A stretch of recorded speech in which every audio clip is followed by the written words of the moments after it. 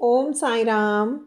आज हम साईं सच्चरित्र के अध्याय 31 का भावपूर्ण श्रवण करेंगे।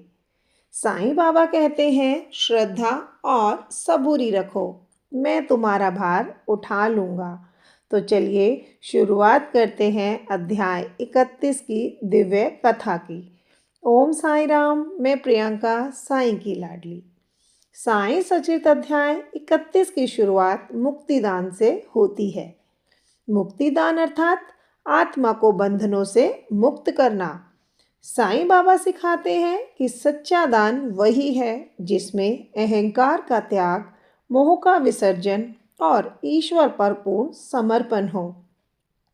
सन्यासी विजयानंद तपस्वी थे, परंतु अहंकार से ग्रसित। जब वे शिरडी आए, साईं बाबा ने उनके ज्ञान की नहीं बल्कि उनके अहंकार की परीक्षा ली। बाबा ने उन्हें सिखाया, अहंकार छोड़ो, तभी ज्ञान फल देगा। और अंत में विजयानंद का अभिमान टूट गया और उन्हें साईं बाबा की कृपा प्राप्त हुई। बालाराम मानकर साईं बाबा के परम श्रद्धालु थे। नूलकर महाराज ने साईं बाबाओं की लीलाओं को लिपिबद्ध कर भक्तों पर महान उपकार किया।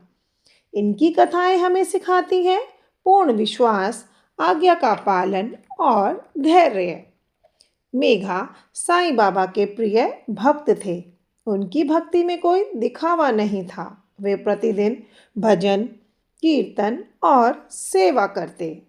साईं बाबा कहते, मेघा की भक्ति निष्कपट है।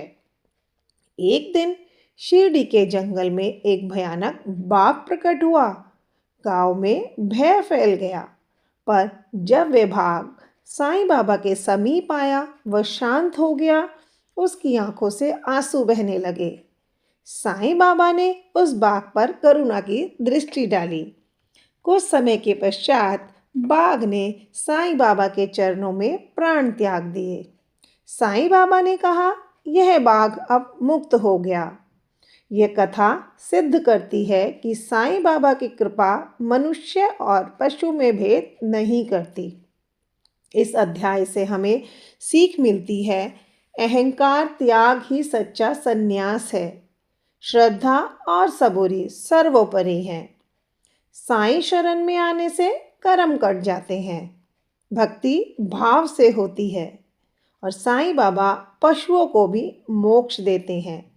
हे साईनाथ, हमें भी मुक्तिदान का भाव दीजिए, हमें अहंकार से मुक्त कीजिए और अपने शरण में स्थान दीजिए। यदि वीडियो पसंद आया हो तो इसे लाइक करें, साईं भक्तों के साथ शेयर करें और चैनल को सब्सक्राइब करना ना भूलें। कमेंट में ओम साई राम लिखें। ओम साई राम।